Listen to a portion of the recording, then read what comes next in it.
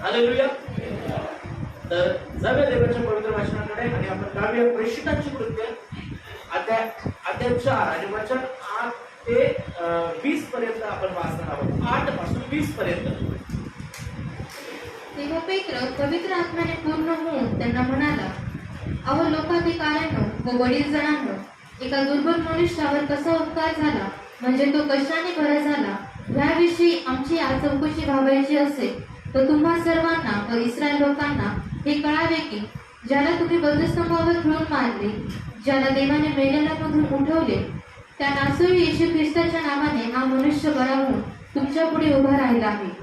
तुम्ही बांधकाम करणाऱ्यांनी तुच्छ मानलेला जो दगड कोळशीला झाला तो हाच आहे आणि तारण दुसरे कोणाकडून नाही, कारण जेणेकरून आपले तारण होईल असे दुसरे कोणतेही नाव आकाशाखाली मनुष्यामध्ये दिलेले नाही. तेव्हा पेत्राचे व योहानाचे धैर्य पाहून तसेच ते निरक्षर व अज्ञानी इसम आहे हे जाणून ते आश्चर्य करू लागले आणि हे येशूच्या सहवासक होते हेही त्यांनी ओळखले. तरी बरा झालेल्या त्या माणसाला त्यांच्याजवळ उभे असलेले पाहून त्यांना काही विरुद्ध बोलता येईल का? मग त्यांनी त्यांना न्यायसभेच्या बाहेर जाण्याची आज्ञा केली आणि ते आपसात विचार करून म्हणाले, या माणसांना आपण काय करावे, कारण त्यांच्याकडून खरोखरच प्रसिद्ध चमत्कार घडला आहे. ते सर्व यरुशलेमकरास पळून चुकले आहे. तेव्हा ते आपल्याला नाकारता येत नाही. तरी ते लोकांमध्ये अधिक पसरू नये म्हणून त्यांना अशी ताकीद द्यावी की यापुढे तुम्ही या नावाने लोकांपुढे कोणाबरोबरही बोलू नये. मग त्यांनी त्यांना बोलावून असे निश्चित सांगितले की येशूच्या नावाने अगदी बोलू नका अथवा शिकवू नका. तेव्हा पेत्र व योहान यांनी त्यांना उत्तर दिले की देवाच्या ऐवजी तुमचे ऐकावे हे देवाच्या दृष्टीने योग्य की अयोग्य आहे हे तुम्हीच ठरवा, कारण जे आम्ही पाहिले व ऐकले ते न बोलणे हे आम्हाला शक्य नाही.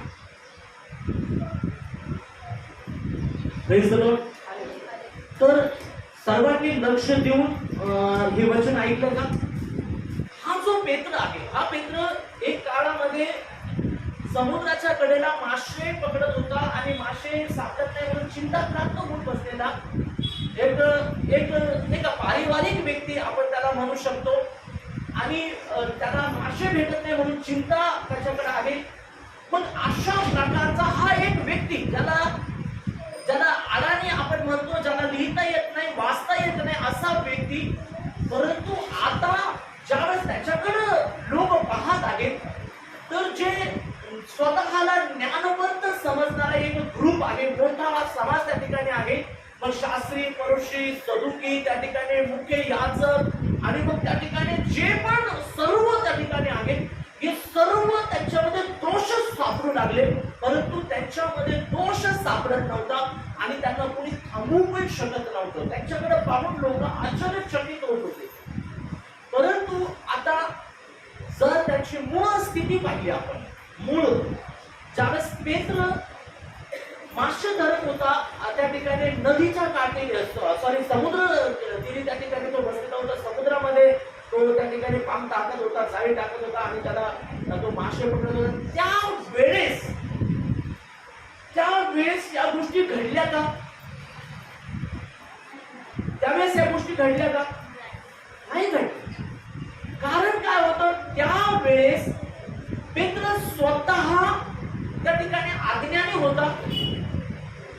पेत्राला देवाविषयीचं परिपूर्ण ज्ञान त्या ठिकाणी नव्हतं आणि तोपर्यंत त्याला पुरेसं येशूविषयीचं पण ज्ञान नव्हतं. येशू काय आहे त्याला पुरेसा पूर्णपणे समजलेला पण नव्हता. म्हणजे त्यावेळेस तो एक झिरो लाईन आपण म्हणू शकतो, किंवा आपण म्हणू शकतो की त्याने येशूला आपलं समर्पण केलं, त्याने आपलं जीवन येशूच्या हातात दिलं. त्याच्या जीवनाची ती एक सुरुवात होती, एक सुरुवात. त्या दिवशी त्याने विश्वास केला येशूवरती, पश्चाताप केला आणि तो येशूच्या मागे निघाला. ती एक सुरुवात आहे. आणि मग मध्यंतरीचा जो काळ आहे त्या काळामध्ये पण अनेक गोष्टी घडल्या. त्याला राग येत होता, त्या ठिकाणी थोडीशी चिडचिड त्याची होत होती. त्या ठिकाणी जर एखादी गोष्ट समजलीने पटकन तो विचारत होता, त्या ठिकाणी उतावळेपणा, त्याच्यामध्ये अनेक अशा गोष्टी त्याच्यामध्ये होत्या. मग उतावळेपणा, चिडचिड म्हणा, राग म्हणा, त्या ठिकाणी या सगळ्या गडबड त्याच्या जीवनात म्हणा. परंतु आता त्याच्याकडे पाहून लोक आश्चर्यचकित होते.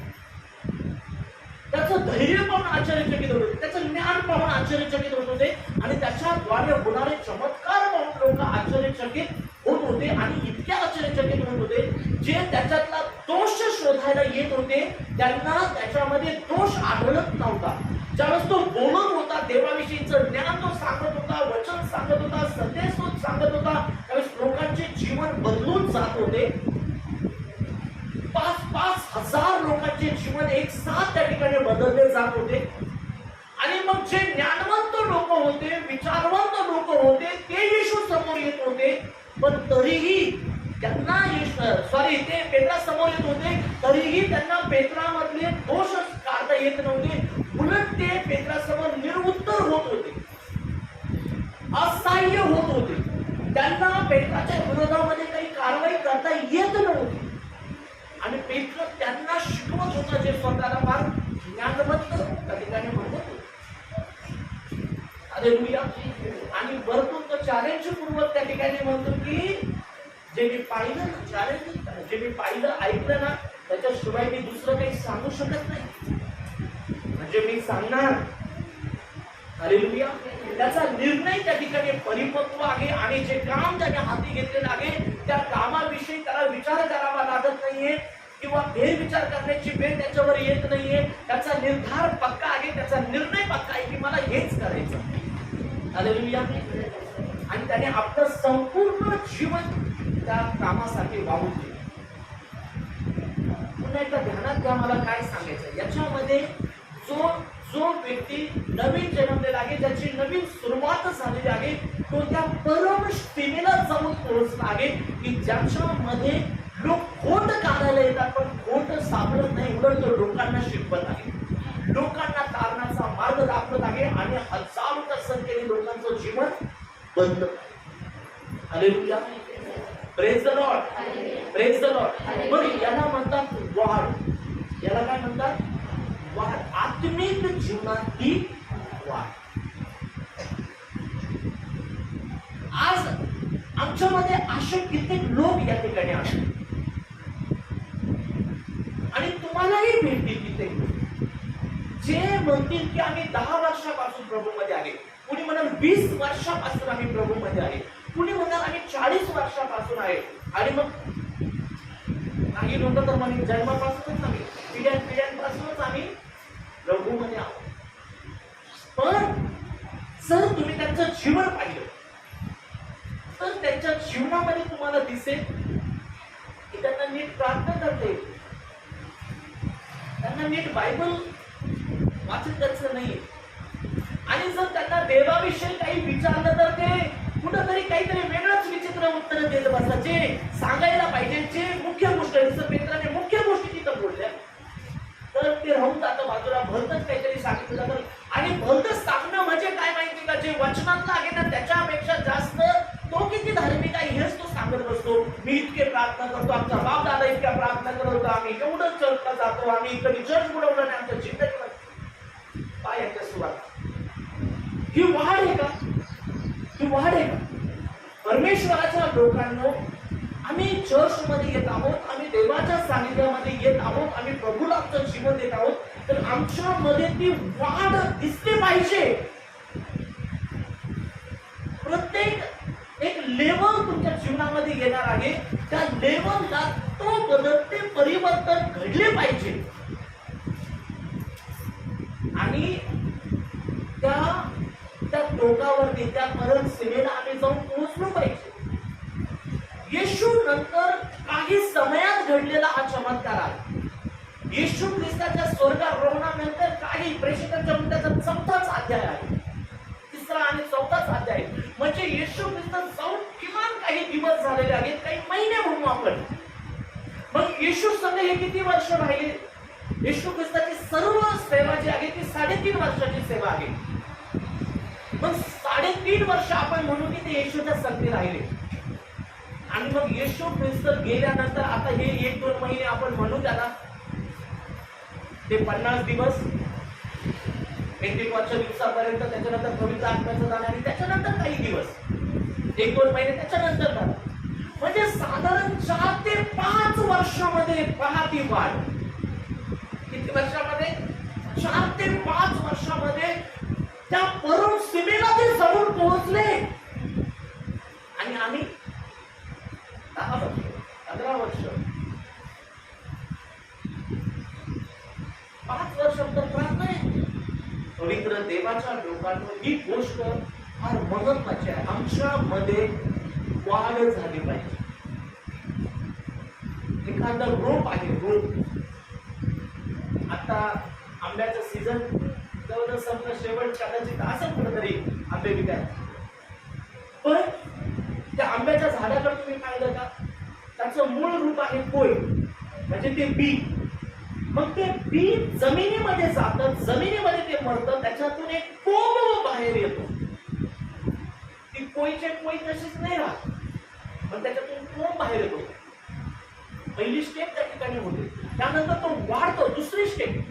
आणि मग वाढत असताना जमिनीत पण खोल जातो आणि वरती पण वाढत असतो. एकाच वेळेस दोन्ही बाजूने, जमिनीच्या आत आणि जमिनीच्या वर, दोन्ही बाजूने वाढ होत असते.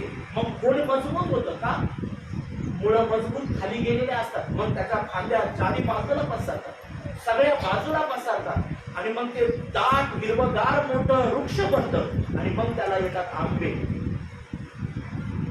पण कोई तशीच जमिनीत पडून राहिली तर येते का आंबे? उगला कोंब आणि तेवढाच राहिला, त्याच्यानंतर वाढच झाली नाही, येईल का आंबे? प्रत्येक स्टेजला, प्रत्येक लेवलला ती वाढ झाली पाहिजे. पण आमच्या मध्ये पण ती वाढ प्रत्येक लेवलला दिसली पाहिजे. हालेलुया. मग वाढ 2 प्रकारे आहे. मी आता तुम्हाला सांगितलं आंब्याचं झाड कसं वाढतं, जमिनीच्या खाली पण मुळं कुठं जातात, खोलवर जातात. जर ते खोलवर गेले नाही तर फक्त वरच वाढले तर वारं येईल आणि ते झाड पडून जाईल. बरोबर आहे. दुसरी गोष्ट, जरी ते वाढलं तर ते जास्त दिवस राहणार नाही, कारण त्याला पाण्याचा पुरवठा मिळणार नाही, म्हणून ते वाळून जाणार. मग जमिनीत मुळं खोल जातात, 2 काम करतात, ते पाणी शोषून घेतात आणि दुसरी गोष्ट त्या झाडाला मजबूत पकडून ते राहतात. हालेलुया. जड पकडतात आणि मग ते वरती पण तेवढंच मजबूतीने उभा राहतं. किती वारा आलं तर झाड पडत नाही. 2 प्रकार आहेत, एक जमिनीच्या आत आणि जमिनीच्या वर. मग आता 2 प्रकारच्या वाढ आम्हाला समजून घ्यायच्या. आध्यात्मिक वाढीमध्ये 2 गोष्टी आहेत. एक आहे आंतरिक वाढ, आंतरिक वाढ, ज्याला आपण आत्मिक वाढ पण म्हणतो, आतून होणारी वाढ. मग आंतरिक वाढीमध्ये काय काय आहे समजून घ्या. त्या ठिकाणी बारकाईने समजून घ्या. महत्वाच्या गोष्टी आहेत की आतमधून तुमची वाढ झाली पाहिजे. जसं मूळ जमिनीत जात त्याप्रमाणे आता आम्हाला आत खोल केलं पाहिजे आणि आमची आंतरिक वाढ झाली पाहिजे. जर आमची आंतरिक वाढ होणार नाही तर मग या जगामध्ये आम्ही टिकाव धरणार नाही, टिकाव धरू शकणार नाही. मित्रासमोर लोक आले परंतु ते निरुत्तर झाले. पण जर आमच्या समोर येतील ना तर आम्हाला उत्तर देता येणार नाही का, कारण आमची आत्मिक वाढ व्यवस्थित असेल. मग आता या वाढीकडे आम्हाला लक्ष द्यायला पाहिजे. ज्या वेळेस आम्ही आमचा नवीन जन्म होतो, नवीन जन्माची सुरुवातच कुठून होते माहिती का? तुम्ही वार्ता ऐकता आणि वार्तेवरती विश्वास ठेवता. आणि वार्ता कोणाविषयी आहे? शुभवार्ता कोणाविषयी? येशू. मग तुम्ही येशूवर विश्वास ठेवता. काय विश्वास ठेवता तुम्ही? 2 प्रकारचा विश्वास. एक आहे की येशू हा प्रभू आहे, बरोबर आहे. पित्याने त्याला मेलेल्यातून उठवले आहे. येशू हा प्रभू आहे, पहिला विश्वास. आणि दुसरा, त्या येशूला सर्व काही शक्य आहे. तो सर्व शक्तिमान आहे, त्याला सर्व काही शक्य आहे, बरोबर आहे का? 2 प्रकारचा विश्वास. मग तुम्ही विश्वास ठेवला की येशू प्रभू आहे. मग जर तुम्हाला कळालं आहे येशू प्रभू आहे, येशू स्वामी आहे, तो मालक आहे, म्हणजेच आम्ही स्वतःचे नाही, तो मालक आहे, तो स्वामी आहे. आणि मग त्या वेळेस आम्ही आमचं समर्पण त्याला करतो, आम्ही आमचे पाप त्याच्या समोर कबूल करतो आणि आम्ही पश्चाताप करतो. काय करतो? पश्चाताप आम्ही करतो. म्हणजेच आम्ही विश्वास करतो येशू आहे जो तारण करता, उद्धार करता, पापाची पापाची क्षमा करणारा, आणि मग आम्ही पश्चाताप करतो, आम्ही आमचं समर्पण त्याला करतो आणि म्हणतो प्रभू आजपासून आम्ही पाप करणार नाही, आणि मग आम्ही आमचं समर्पण करतो. पेत्राच्या जीवनात जर आपण पाहिलं, पेत्र उतावळा होता, पेत्र रागीट होता, पेत्र सगळं काही होता, परंतु पेत्राने येशू विश्वास केला आणि त्याने पश्चाताप केला. त्याची पहिली पायरी त्याने पूर्ण केली. हालेलुया. मग आता ही पहिली पायरी तुम्ही पूर्ण केली आहे का? या पहिल्या पायरीला तुम्ही ओलांडला आहे का? आम्हाला तर आणखीनही खात्री नाही की आमच्या पापाची क्षमा झाली का नाही. नवीन तर आपल्या पण जुन्याच पापाची झाली का नाही माहित नाही. कधी केला का खरंच असा एकांतात बसून रडून, असा ढसा ढसा अश्रू ढाळून, का हृदय फुटूपर्यंत पश्चाताप केला का आम्ही? जर केला ना, तर मग आम्हाला तिथं नवीन जन्माचा अनुभव येईल. त्याला आपण म्हणतो तारणाचा अनुभव. आणि तो तारणाचा अनुभव आमची शक्ती बनतो. हालेलुया. मग त्या विश्वासामध्ये की प्रभू सगळं काही करू शकतो. हालेलुया. प्रभू सर्व काही करण्यासाठी समर्थ आहे. पेत्राने एक आत्मविश्वासाने भरून त्या ठिकाणी शब्द उच्चारले. त्याला पूर्ण खात्री होती, त्याला पूर्ण विश्वास होता. काय विश्वास होता? की मी जे बोलणार ना ते घडणार आहे, कारण करणारा कोण आहे? प्रभू येशू आहे. हालेलुया. तो परमेश्वर करणार आहे. आणि म्हणून त्या लंगड्याला म्हटला, ते तू मागत आहे ना, ते आमच्याकडे नाही आहे, ते नाही देऊ शकत, पण माझ्याकडे आहे ते मी तुला देत आहे. चल, येशूच्या नावाने उठ. आणि चालू झालं. त्याच्यात एवढा आत्मविश्वास होता की जसं तो बोलणार आहे ना, दगडा उचलून चालायला लागणार. आमच्या मध्ये तो विश्वास पाहिजे. तो परम कोटीचा, फार देवाला काही अशक्य नाही, प्रभू करणार, तो विश्वास आमच्या मध्ये पाहिजे. पहिली पाहिजे. हालेलुया. हालेलुया. दुसरी स्टेप काय? आमच्या स्वभावामध्ये बदल घडले पाहिजे. आणि हे बदल घडलेच पाहिजे. तुम्हाला माहिती का, कित्येक लोकांच्या बाबतीतली परिस्थिती काय सांगते? काय परिस्थिती आहे? परिस्थिती ही आहे की ते प्रभूवर विश्वास त्यांनी केला, त्यांनी पश्चाताप पण केला, पण त्यांचे स्वभाव नाही बदलले. त्यांच्या स्वभावातला राग नाही गेला, त्यांच्या स्वभावातला चिडकेपणा नाही गेला, दुसऱ्यांना दोष देण्याचा स्वभाव बदलला नाही, हेवा देवा त्यांच्या मनातून दूर झाला नाही. एखाद्याची स्तुती होत आहे तर त्यांचं हृदय दुःखी होतं. त्यांचे स्वभाव बदलले नाही. लालसा त्यांच्या मनातून, लालच त्यांच्या मनामधून दूर झाले नाही. ज्यांच्या मनात लालच आहे तो माणूस कधीच दर्शवून देणार नाही, जिंदगीत दर्शवून देणार नाही. पण ज्याच्या मनात लालसा नाही ना, तो कधी दर्शवून चुकवणार पण नाही. त्यांच्या मनातल्या लालसा दूर झाल्या. हे काय आहे? हे स्वभाव आहे, स्वभाव. आणि हे स्वभाव जोपर्यंत बदलत नाही. पेत्रामध्ये रागिष्ट स्वभाव होता, त्याला राग येतो. आपण पाहतो की ज्यावेळेस येशूला पकडण्यासाठी आले, त्याने तलवार घेऊन त्या शिपायाचा कान कापून टाकला. राग आला त्याला. येशूने तो उचलला सौम्यतेने आणि चिडतो.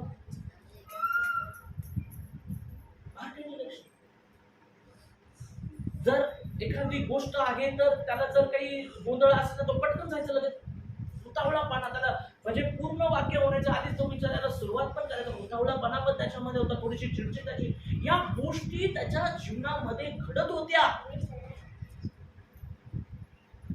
या गोष्टी त्याच्या जीवनामध्ये. पण ज्या वेळेस त्याचं जीवन, आता आपण पाहिलं येशू नंतर त्याच्या सेवेची सुरुवात, त्यानंतर त्याच्यामध्ये त्या गोष्टी दिसत नाही. आणि जर एखादा स्वभाव आलाच, कधी कधी येतो ना स्वभाव, आणि तो अज्ञानामुळे येतो. आम्हाला त्याच्याविषयी माहिती नसते की अरे हा पण स्वभाव आहे. मग परमेश्वर त्याच्याविषयी बोलतो आणि मग तो पण बदल आम्ही केला पाहिजे. त्याला म्हणतात परिवर्तित व्यक्ती. पेत्रामध्ये ती गोष्ट राहिली होती. पेत्र अजून थोडासा भेदभाव करत होता. यहुदी आणि परराष्ट्रीय असा भेदभाव त्याच्यामध्ये होता. पण येशू परमेश्वराने त्याला एक दृष्टांत दाखवला. ज्यावेळेस कर्नेलियसच्या घराकडे जायचं होतं, मग तो त्या ठिकाणी ते भांड खाली आलं, त्याच्यामध्ये ते वेगळे वेगळे प्राणी होते आणि मग त्या ठिकाणी देव त्याच्यासाठी बोलला. याचा अर्थ त्याला समजला की देवाची इच्छा आहे प्रत्येकाचं तारण व्हावं. आणि मग तिथं तो गेला, त्याने ती स्वीकारली ती गोष्ट आणि तो स्वभाव जो राहिला होता तो पण त्याने बदलला. परमेश्वराच्या लोकांनो, आम्हाला पूर्ण 100% स्वतःला बदलवायचं आहे. एखादी गोष्ट चुकून मुकून राहिली तर राहू द्या, त्याच्यामध्ये तुम्हाला जसं ते लक्षात येईल ते त्यानंतर त्याच्यामध्ये बदल करा. पण जितकं तुमच्या लक्षामध्ये येत आहे तुमचे प्रॉब्लेम्स, तुमच्या आशीर्वादाला जे अडकळण आणि जितकं तुमच्या लक्षामध्ये येत आहे तितकं लवकर त्याच्यातून स्वतःला मोकळं करा. हालेलुया. काढून टाका त्या स्वभावाला, बदलून टाका. पेत्राने स्वतःला त्या ठिकाणी बदलवलं. तिसरी गोष्ट त्या ठिकाणी आंतरिक बदलामध्ये, आंतरिक बदल मी तुम्हाला सांगत आहे. पहिला बदल काय आहे? आम्ही विश्वासात आणि पश्चातापात आमचं जीवन जगलं पाहिजे, पहिली स्टेप. दुसरी स्टेप काय? आमच्या स्वभावामध्ये बदल घडला पाहिजे, ही दुसरी स्टेप आतून झाली पाहिजे. मग इथं लोकांना दौंडी पिटू ना, बघा मी बदललो. आत झाले पाहिजे बदल. कुठे झाले पाहिजे? आतमध्ये हे बदल झाले पाहिजे. तिसरी गोष्ट विश्वासू जीवन. विश्वास वेगळी गोष्ट आहे, विश्वास ठेवणं वेगळं, पण विश्वासू त्याच्याबरोबर राहणं. आता तुम्ही पहा, एक मोठा पक्ष फुटला आणि त्या पक्ष प्रमुखाला पूर्णपणे गॅरंटी होती की हे माझे लोक आहे, कधीच फुटणार नाही माझ्यापासून.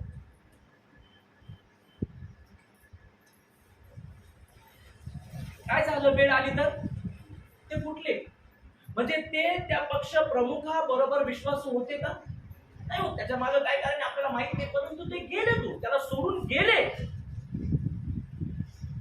आणि मग त्यांनी जगाने आणि सगळ्या लोकांनी त्यांना विश्वासघातकी म्हटलं, बंडखोर म्हटलं, काय त्यांच्याविषयी बोल.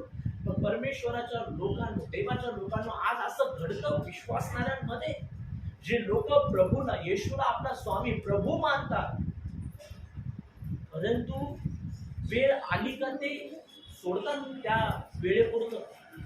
आणि मग काही प्रसंग त्यांच्या जीवनामध्ये आले, काही वेळ त्यांच्या जीवनामध्ये आली, काही घटना त्यांच्या जीवनामध्ये घडलं, मग तेवढ्यासाठी लगेच ते देवाला बाजूला ठेवून देतात आणि मग ते देवाचे अधिकार त्या ठिकाणी नाकारतात आणि मग लगेच ते स्वतःच्या मर्जीला त्या ठिकाणी पुढे घेऊन येतात. पवित्र शास्त्र काय सांगतं? काही परिस्थिती येऊ दे, किती मजबुरी तुमची असू द्या, परमेश्वराच्या लोकांना, देवाच्या लोकांना, हे जगाच्या बाबतीमध्ये घडलं तर काही एवढं बिघडत नाही, परंतु धार्मिक जीवनामध्ये जर असं घडलं तर खूप काही बदलणार, खूप काही त्या ठिकाणी घडणार. जर परमेश्वर आमचा प्रभू आहे, आम्ही जर त्याला वचन देतो, गॅरंटी देतो, खात्री देतो, तर आम्ही त्याच्याबरोबर तेवढ्या विश्वासूपणे राहिलं पाहिजे. सुख असू नंतर दुःख असतो. त्या ठिकाणी 20 वचनामध्ये आपण पाहतो, काय आहे त्या 20 वचनामध्ये, जसं आपण वाचलं ना, कारण जे आम्ही पाहिले व ऐकले ते न बोलणे हे आम्हाला शक्य. आम्ही देवाशिवाय, जे देवाने आम्हाला दाखवलं, देव आमच्या बरोबर जे बोललेलं आहे, येशू जे आमच्या बरोबर बोललेलं आहे, जे आम्ही त्याच्या संगती होतो, आम्ही आमच्या कानांनी ते ऐकलं, डोळ्यांनी त्या गोष्टी पाहिल्या, त्याच्याशिवाय आम्हाला किती दबाव आणला, तुम्ही आम्हाला जेलमध्ये टाकलं, आता तर अजून जेलमध्येच आहे, पण अजूनही टाकलं आणि मग सजा दिली, मारलं तरी आम्ही तेच सांगणार. आम्ही देवाला सोडणार नाही आणि जो अनुभव त्याने दिलेला आहे त्याला नाकारणार नाही. याला म्हणतात विश्वासूपणा. हालेलुया. विश्वासूपणा. आम्ही आमची जबान बदलता कामा नये, आम्ही आमचे शब्द बदलता कामा नये, आम्ही दिलेले वचन बदलता कामा नये. बरोबर आहे का? हालेलुया. याला म्हणतात विश्वासूपणा. तिसरी गोष्ट त्या ठिकाणी आज्ञा पालन.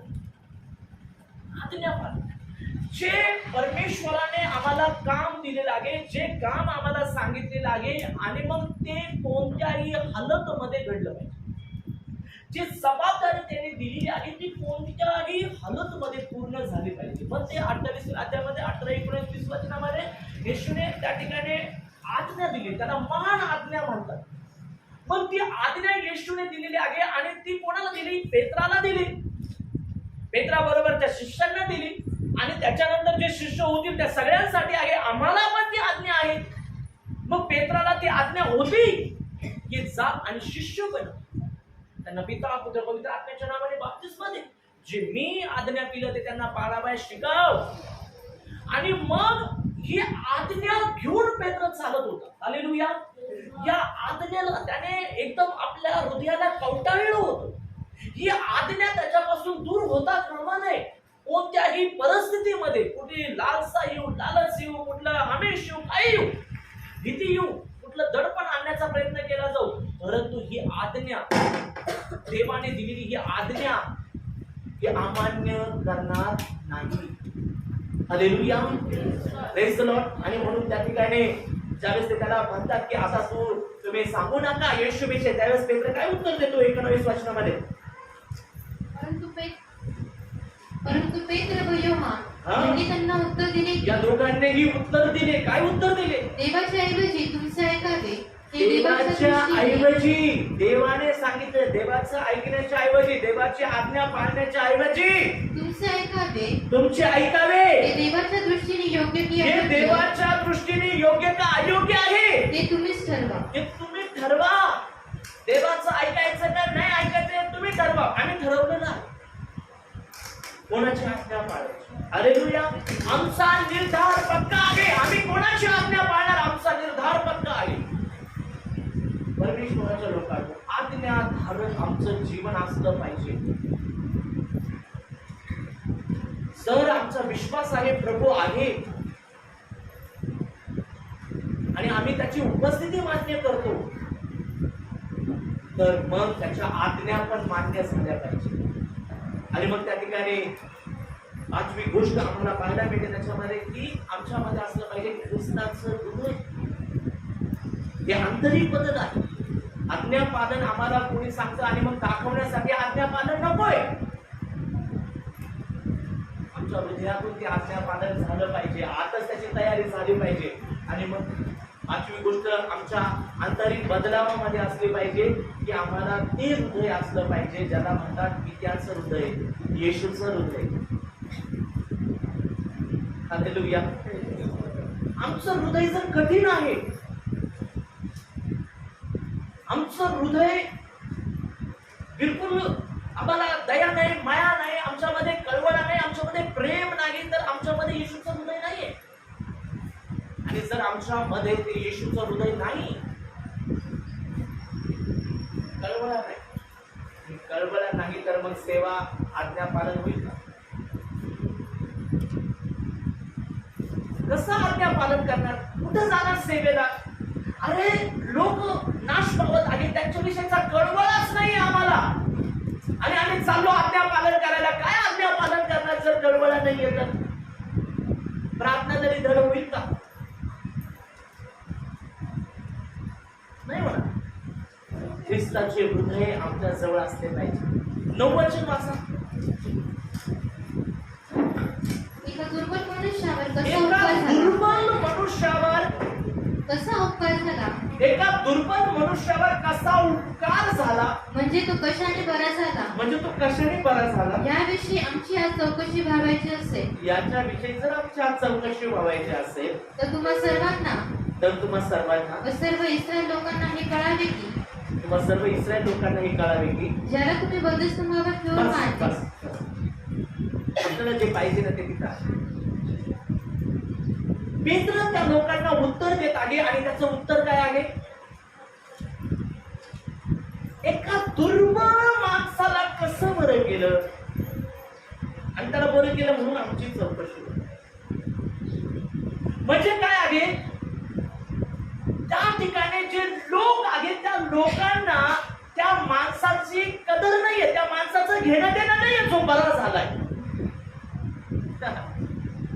40 वर्ष वयाचा व्यक्ती होता. तो बरा झाला, तो निरोगी झाला, तो चालायला लागला, त्याचे घरचे फॅमिली त्याचं कुटुंब आनंदी झालं.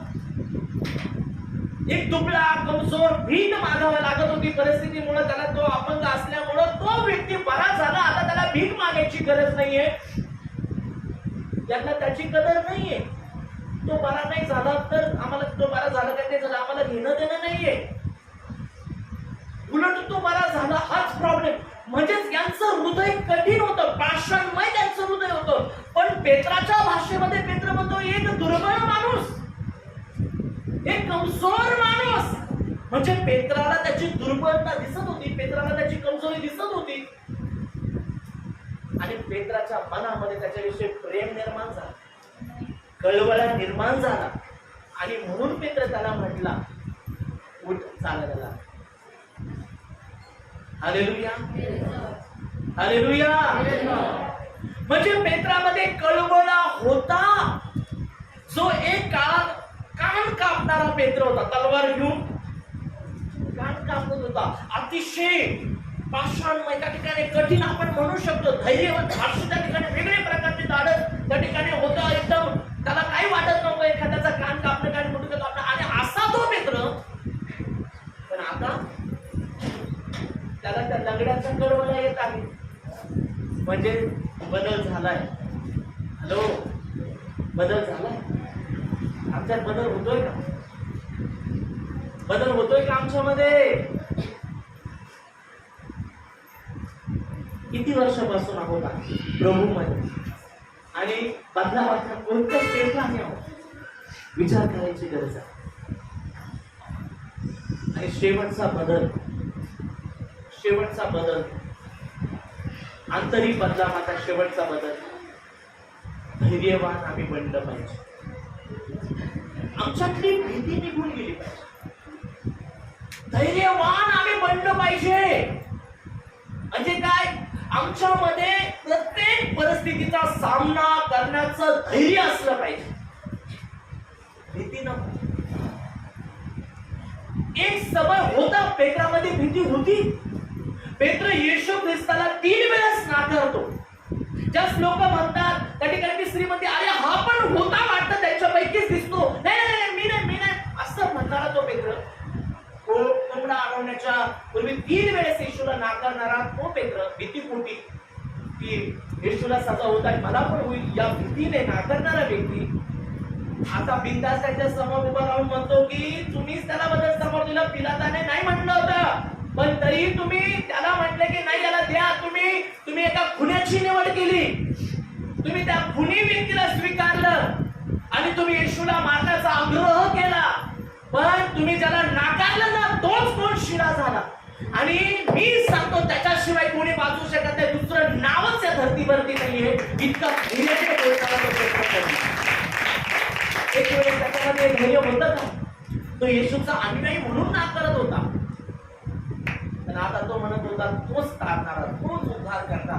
त्याच्यातली भीती निघून गेली. आता कोणी मारल मरल, काय होईल, काय घडल, कसं घडल, काय भीती निघून गेली.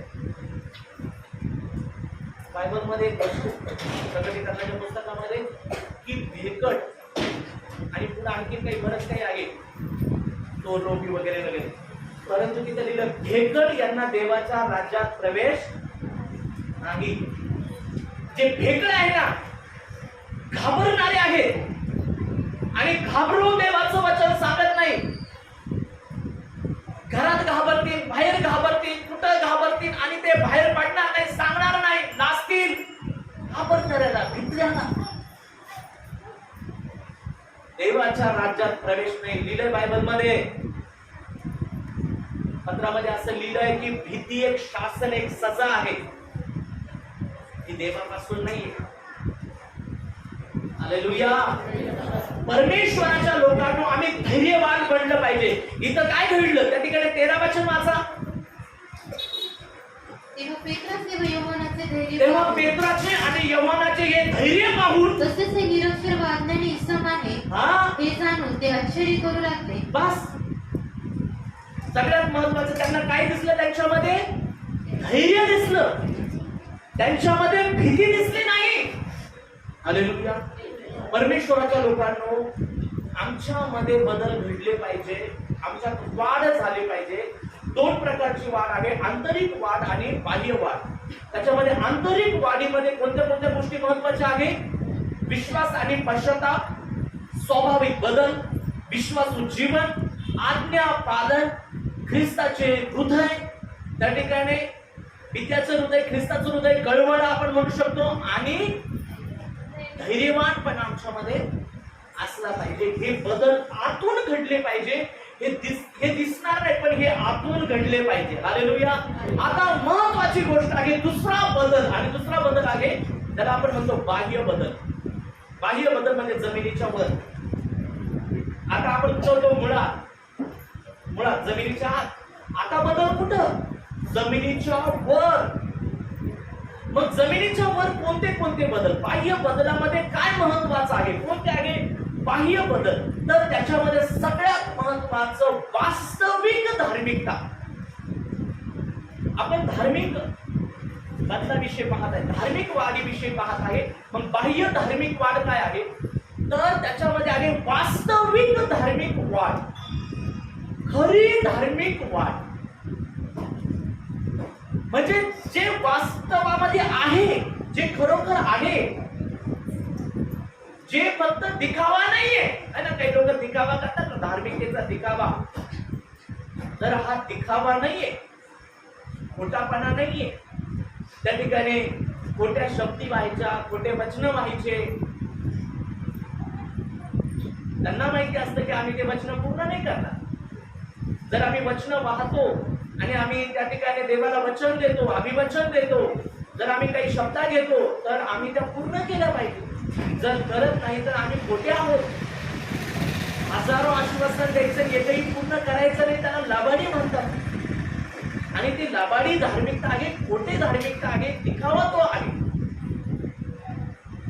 दिखावा काही कामाचा नाही. म्हणून परमेश्वराच्या लोकांना या ठिकाणी पवित्र शास्त्र आम्हाला सांगतं की आम्ही खरे वास्तविक धार्मिक असले पाहिजे. जे आम्ही दिसत आहोत तेच आम्ही असले पाहिजे. जे आम्ही दिसत आहोत तशाच प्रकारे आमचा स्वभाव आम्हाला दिसला पाहिजे, असला पाहिजे, आणि जगाला पण दिसला पाहिजे. तो दिखावा नकोय. हालेलुया. आणि दुसरी महत्वाची गोष्ट, जर आम्ही सेवा करत आहोत आणि आम्हाला वाटतं की आम्ही सेवा करायची आहे आणि आम्हाला सेवेची गरज आहे, आम्ही केली पाहिजे सेवा, तर ती समर्पित सेवा असते. देवाशी देवाला समर्पित केली असते. आपण म्हणतो ना, एखादी वस्तू देवाला वाहणे, तशी ही सेवा देवाला वाहणारी असली पाहिजे. स्वतःच्या मोठेपणासाठी नको. माझं नाव व्हायला पाहिजे, मी किती चांगलं वचन सांगतो, मी किती चांगलं गातो, मी किती चांगलं बोलतो, मी किती लोकांपर्यंत जातो, माझ्या जवळ किती लोक आहेत, ते मोठेपणासाठी नको आहे. मला ते देवासाठी केलं. हालेलुया. देवाला समर्पित अशी ती सेवा केली नाही. पण देवाला समर्पित करायचं आहे, देवाला जर एखादी वस्तू समर्पित करायची आहे तर ती देवाच्या मर्जीसारखी असली पाहिजे. जुन्या करारामध्ये आपण पाहतो की जर एखादं अर्पण देवाला करायचं आहे तर ते सदोष असलं पाहिजे, त्याच्यामध्ये दोष नसला पाहिजे, असं ते अर्पण असायचं. तुम्ही काही पण घेऊन देवाला नाही वाहू शकत, काही पण घेऊन तुम्ही देवाला नाही देऊ शकत, आणि दिलं तर ते मान्य नाही करत होता ते. मग परमेश्वराच्या लोकांनो, आम्ही पण अशा प्रकारची सेवा केली पाहिजे, ती सदोष असली पाहिजे, ती देवाच्या इच्छेनुसार असली पाहिजे, त्याच्यामध्ये कुठल्या प्रकारचा दोष नसला पाहिजे. हालेलुया. Praise the Lord. मग परमेश्वराच्या मर्जीप्रमाणे म्हणजे काय? परमेश्वराची इच्छा काय आहे? परमेश्वराची मर्जी काय आहे?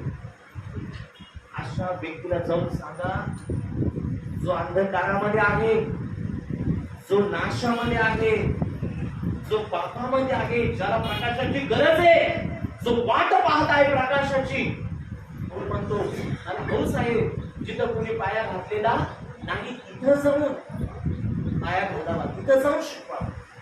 हालेलुया. आणि म्हणून परमेश्वराच्या लोकांना आमची सेवा ही समर्पित सेवा असते. जशी आज्ञा दिली पेत्राला, परमेश्वराने प्रभू येशूने आज्ञा दिली की तुम्ही आता जा, निघा आणि शिष्य बनवायला सुरुवात करा. ही आज्ञा त्या काळापुरतीच होती का? आजच्यासाठी पण आहे, आमच्यासाठी पण आहे, बोला माझ्यासाठी पण आहे. यशाच्या पुस्तकामध्ये त्या ठिकाणी मला वाटतं 6वा अध्याय आणि 8 वचनामध्ये त्या ठिकाणी वाचूया. छान आहे ते वचन. यशया 6वा अध्याय वचन 8. तेव्हा मी प्रभूची वाणी ऐकली, ती अशी मी कोणाला पाठवू आमच्यासाठी कोण आणि आमच्यासाठी कोण जाणार? तेव्हा यशया म्हणतो, मी म्हणालो हा मी आहे, मला पाठव. Praise the Lord. त्या ठिकाणी परमेश्वराच्या लोकांना यशयाला जो दृष्टांत होत आहे त्याच्यामध्ये तो वाणी ऐकत आहे आणि तो अशी वाणी ऐकत आहे, मी कोणाला पाठवू आणि आमच्यासाठी कोण जाणार? कुठं जायचंय?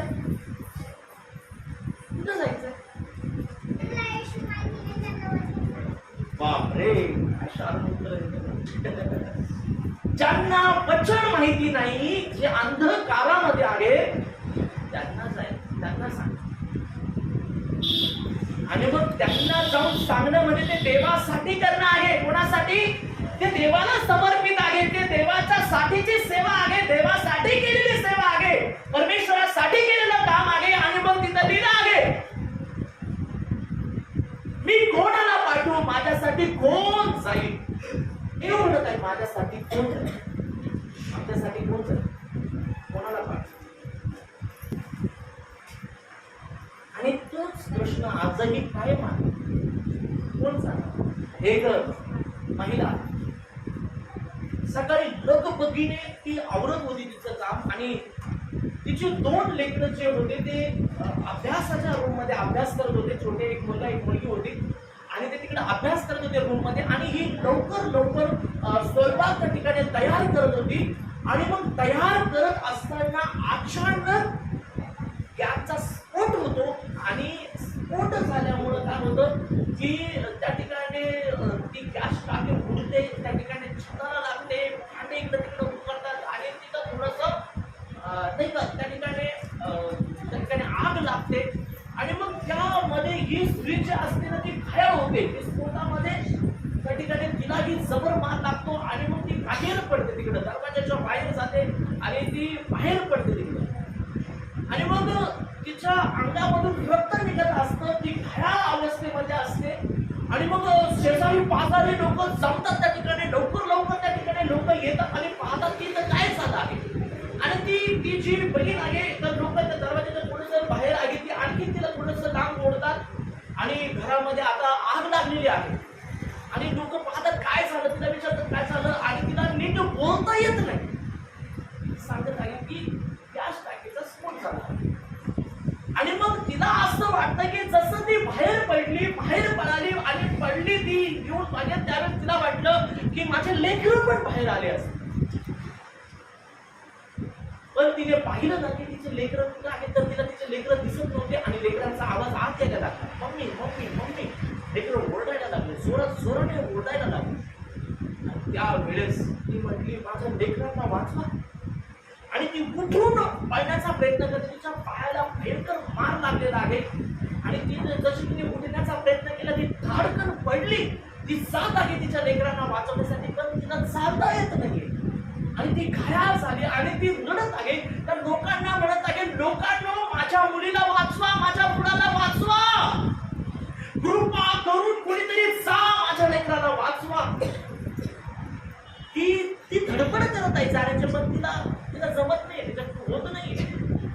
सगळे लोक शेवटी या अँगलने ती ओढत आहे आणखी जवळ, तिच्या तोंडाजवळ एकदम आग, जाग, तिला लागलेलं रक्त, फोटो काढायचं काम चालू आहे, लोकांचं शूटिंग काढायचं काम चालू आहे. तिचे लेकरं आतमध्ये ओरडत आहे, कोणी जायला तयार नाही.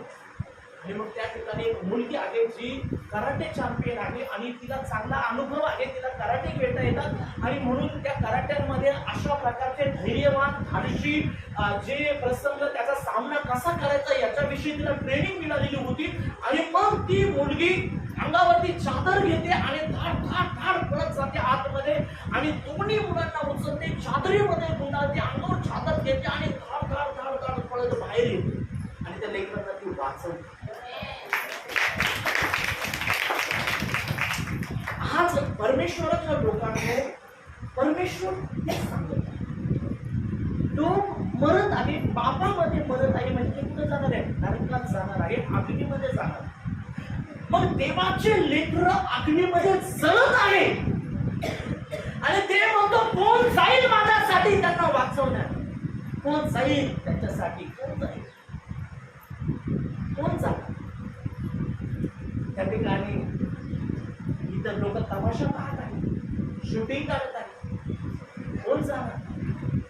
प्रभूच्या लोकांनी त्यांनी जायला पाहिजे ज्यांना त्याविषयीचं ट्रेनिंग मिळालं आहे. म्हणजे काय? ज्यांना प्रार्थना माहिती आहे, ज्यांना देवाचा अनुभव आहे, ज्यांना शिक्षण मिळालं आहे, वाचवण्याचा हृदय कळवळा ज्यांच्यामध्ये आहे, जे आज्ञा पालन करणारे आहेत, ते त्या तमाशा पाहणाऱ्यांमध्ये नकोय. त्यांनी जायला पाहिजे, त्यांनी उडी मारली पाहिजे. का? काय परिस्थिती आहे तुम्हाला माहिती का? आजची परिस्थिती काय आहे? पाप माणसाला झाकून टाकत आहे, गिळून टाकत आहे. शैतान माणसाला पूर्णपणे आपल्या कब्जामध्ये घेत आहे, आपल्या पायामध्ये घेत आहे.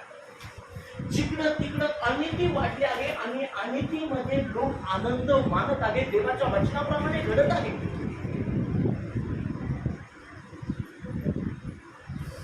इंटरनेटचा वापर, अति जास्त इंटरनेटचा वापर आणि त्याच्यामुळं त्या इंटरनेटवरती अश्लील गाणे, अश्लील डान्स, अश्लील जोक्स, अश्लील प्रँक व्हिडिओ, आणि त्याचा परिणाम काय होत आहे? त्याचा परिणाम होत आहे बलात्कार, त्याचा परिणाम होत आहे खून, आणि दुसरी गोष्ट आणखी त्या ठिकाणी आपण धार्मिक कट्टरवाद, आणि त्या धार्मिक कट्टरवादाच्या नावाखाली कोणी कोणाचा खून करतं आणि दुसरे लोक त्याचं समर्थन करतात. हा बरोबर, बरं झालं त्याला मारलं, कारण तो या धर्माच्या विरोधात असं बोलला होता, तो त्या धर्माच्या विरोधात असं बोलला होता. आणि धार्मिक कट्टरवादी स्वतःला म्हणवणारे करतात आणि दुसरे लोक त्यांचं समर्थन करतात, कुणी लोकांचं समर्थन करतात. त्यानंतर आपण पाहतो जातीवादाच्या नावाखाली एकामेकांचा तिरस्कार केला जातो. तो हलक्या जातीचा, तो खालच्या जातीचा, तो उच्च जातीचा, तो अमुक तमुक. जातीवादाच्या नावामध्ये त्या ठिकाणी सैतान आपलं काम करत आहे.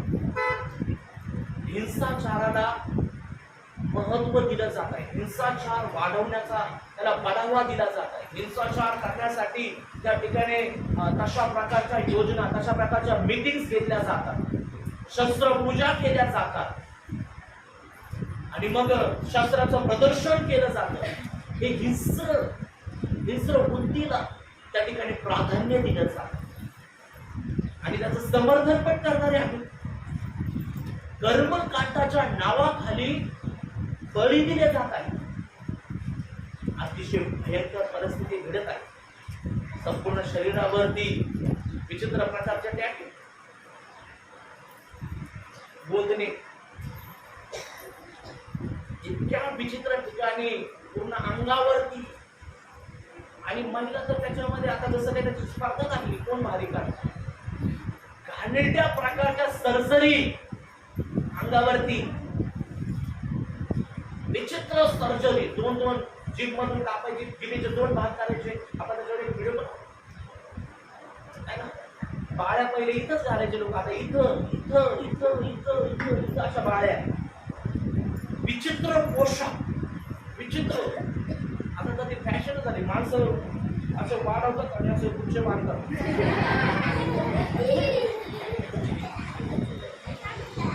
विचित्र प्रकारच्या वेशभूषा, विचित्र प्रकारचे कपडे, विचित्र प्रकारचं असं स्वतःला माणूस म्हणजे स्वतःला बिलकुल शैतानाच्या रूपात ते स्वतःला तयार करत आहे. हे कोण करतात? शैतान करत आहे. अश्लीलता, त्या ठिकाणी हिटकेपणा, हिटकेपॅक व्हिडिओ, त्या ठिकाणी सगळ्या प्रकारचे त्या ठिकाणचे घाणेरडे पोशाख, घाणेरडं लेखन अंगावरती आणि सगळं काही विचित्र घाणेरडे गाणे ऐकणे, घाणेरड्या प्रकारे सैतान माणसांना गिळत आहे, कब्जा करत आहे तो अख्ख्या सृष्टीवरती. आणि आता तो कब्जा पूर्ण व्हायला लागला आहे. एका मोठ्या जंगलाला, विदेशामध्ये एका मोठ्या जंगलाला आग लागली आणि ते जंगल पण इतकं मोठं आहे, खूप मोठं जंगल आहे आणि त्या जंगलाला आग लागली आणि त्या आगीने ते जंगल जळत चाललेलं आहे. अशी भयंकर ती आग आहे आणि तिथं शेकडो हेलिकॉप्टर येत आहे, पाणी मारत आहे आणि ते पाणी जसे मग्गे टाकल्यासारखं वाटत आहे. म्हणजे ती आग त्या सगळ्या जंगलाला खात आहे, जंगलाला ग्रासून टाकत आहे आणि त्या जंगलामध्ये जे पण आहे ना, झाडं झुडपं, वनस्पती, जीव जंतू, प्राणी सगळे जळून जात आहे, जळत आहेत, मरत आहेत ते प्राणी.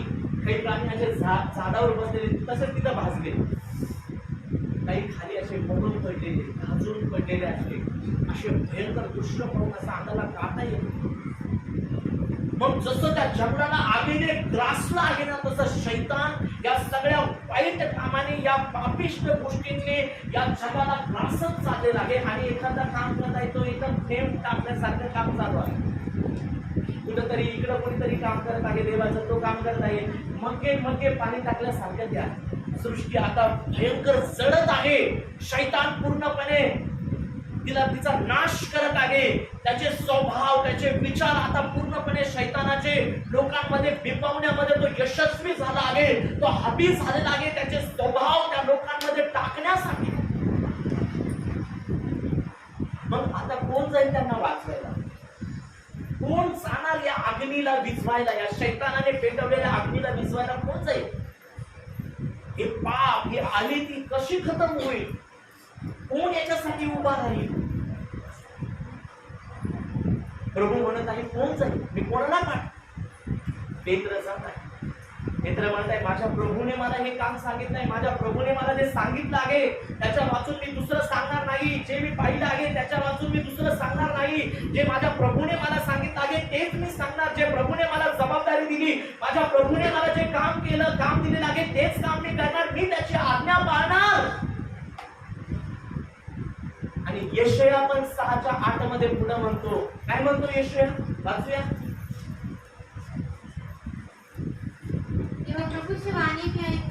तेव्हा प्रभूची वाणी मी ऐकली, ती अशी, मी कोणाला पाठवू? आमच्यासाठी कोण जाईल?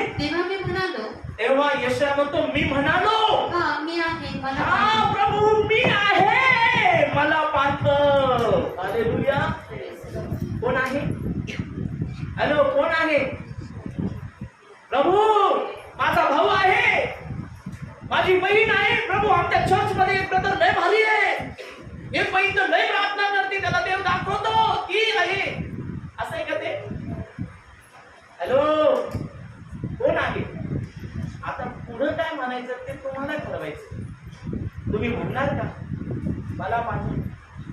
परमेश्वराच्या लोकांना, ज्यांना त्याचा आवाज करायला असे हजारोने लोक पुढे आले.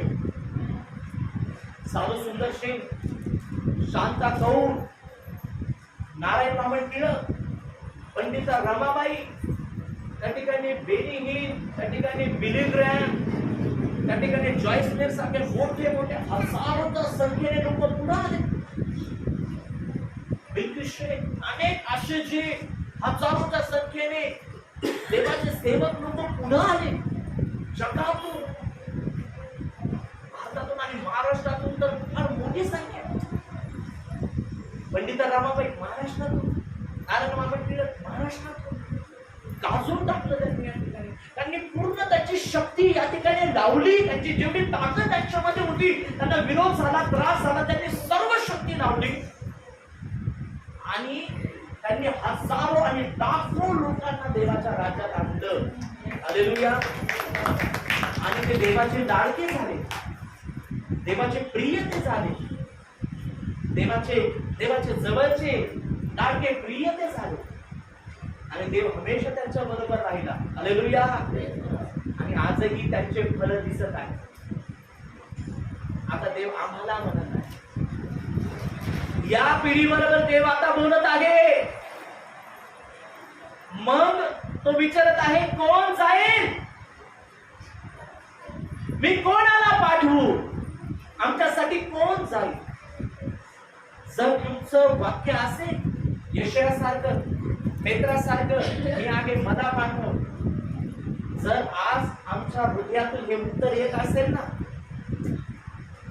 की प्रभू मी आहे, मला पाठव. माझा भाऊ करेल नाही करेल, माझी बहीण करेल नाही करेल, माझा शेजारी करेल नाही करेल, माझी मैत्रीण करेल नाही करेल, मी आहे, मला पाठव, मी करणार, मी करेल. जर आज तुमच्या हृदयात हे जर उत्तर येत आहे तर तुम्ही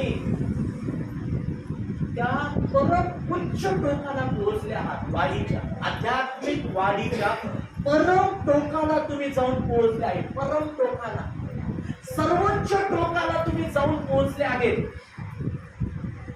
तुम्ही पूर्ण वाढले आहात. तुमच्यात परिपक्वता आली आहे, तुमच्यात पूर्ण वाढ झाली आहे. तुम्ही पूर्ण मॅच्युअर्ड सेवर झाले आहात, मॅच्युअर्ड शिष्य झाले आहात, लीडर झाले आहात. पण जर उत्तर येत नाही तर कुठेतरी झुडपात तुम्ही अडकलेले आहात. त्या झुडपाने तुमची वाढ खुंटून टाकली आहे. कुठेतरी कोंड मारा तुम्ही त्याच्यामध्ये तुम्ही अडकलेले आहात. कुठल्या तरी बंधनाने तुम्हाला जखडलेलं आहे. तुमचा आंतरिक वाढ कदाचित व्यवस्थित झालेली नाहीये, बाह्य वाढ कदाचित व्यवस्थित झालेली नाहीये आणि म्हणून तुम्ही त्या टोकापर्यंत पोहोचू शकले नाही. परमेश्वराच्या लोकांना आज तुम्हाला देवाची वाणी कळत आहे. देवाची इच्छा आहे तुम्ही परिपूर्ण वाढावं. त्या वाढीच्या परम टोकाला तुम्ही पोहोचाल. तुमची परिपूर्ण आध्यात्मिक वाढ व्हावी. मरण्यासाठी तुम्ही तयार, तुमच्यात भीती नाहीये. प्रभूच्या गौरवासाठी जे होईल ते होईल, मला पोहोचायचं आहे त्या टोकावर. मग तुम्ही वाढले आहात. ती तुमची खरी वाढ आहे. परमेश्वराच्या लोकांना देवाची इच्छा हीच आहे.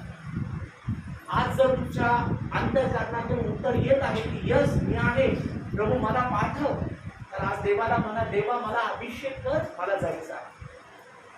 आणि त्याचा अभिषेक घ्या, लगेच कामाला सुरुवात करा. उद्या नाही, लगेच आजपासून कामाला सुरुवात करा. लगेच कामाला सुरुवात करा आणि या कामामध्ये देव तुमच्या बरोबर आहे.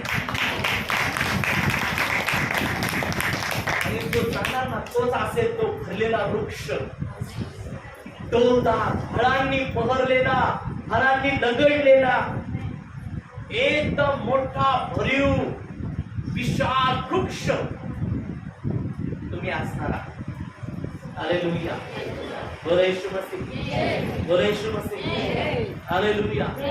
Praise the Lord. बोला येशू मसीह की, बोला येशू मसीह की.